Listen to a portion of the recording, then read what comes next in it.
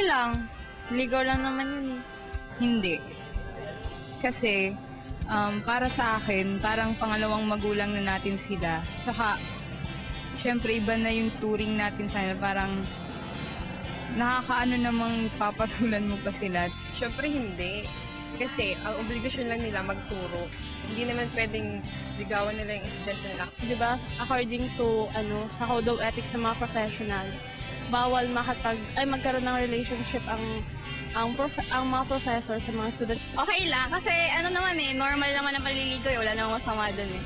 Para sa akin hindi. Kaya nga nasa eskwela ng estudyante para mag-aral at hindi ligawan ng mga professor. Saka napaka-informal naman tingnan kung ang professor ay liligawan ng estudyante. Saka sa tingin ko nakakabawas ng kredibilidad ng isang professor.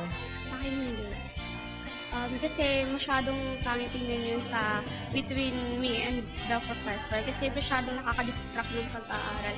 Then, parang hindi ka tanggap-tanggap nung liligawan ka dahil parang mas maidan siya.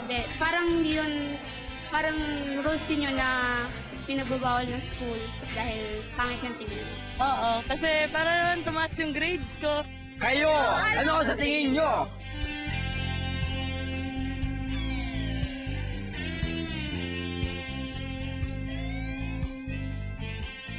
Ang Kabataan Express ay hatid sa inyo ng UNICEF.